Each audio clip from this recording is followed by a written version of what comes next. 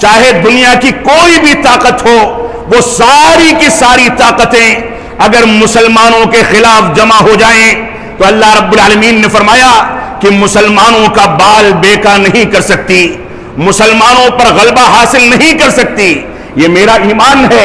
یہ مسلمانوں کا ایمان ہے، یہ صحیح مسلم کی روایت ہے، یہ اللہ کے نبی صلی اللہ علیہ وسلم کی دعائیں ہیں، یہ اللہ رب العالمین کا قبول کرنے کا وعدہ ہے۔ لہذا ہم کو اس کی نزاکت، اس کی سینسٹیوٹی اور اسی طریقے سے اس کی حساسیت کو سمجھنا ہوگا۔ فرمایا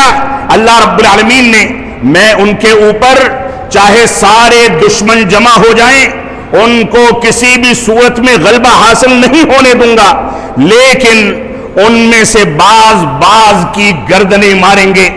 اور بعض مسلمان دوسرے مسلمانوں کو قید کریں گے۔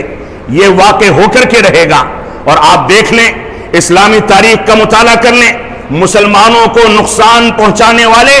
اگر اسلام دشمن ہیں، کفار و مشرکین ہیں، تو آپ باریکی سے اگر جائزہ لیں گے تو ان کا ساتھ دینے والے، ان کو مضبوطی اور استحکام فراہم کرنے والے، ہماری کمزوریوں کو دغا بازی اور نمک حرامی کر کے ان تک پہنچانے والے خود ہماری صفوں کے منافق ہوتے ہیں، جس کا تذکرہ اس روایت کے اندر مکمل وضاحت کے ساتھ کر دیا گیا۔ یہ صحیح مسلم کی روایت ہے۔ اس روایت کو سامنے رکھتے ہوئے میں سوال کرنا چاہوں گا کہ گزارش کرنے والے،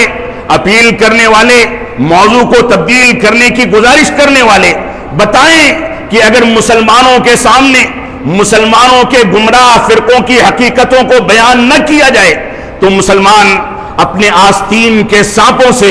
اپنے صفوں کے منافقوں سے کیسے محفوظ ہو پائے گا؟ یہ ہماری ذمہ داری ہے کہ ہم جہاں غیر مسلموں سے،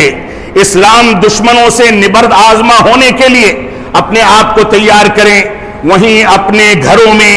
اپنی مسجدوں میں، اپنی صفوں میں، اپنے دوست و احباب کے حلقوں میں، اپنے متعلقین میں ان لوگوں کو بھی پہچانیں جو لوگ اسلام کا لبادہ اوڑھ کر کے اسلام کو نقصان پہنچانے کی کوشش کرتے ہیں۔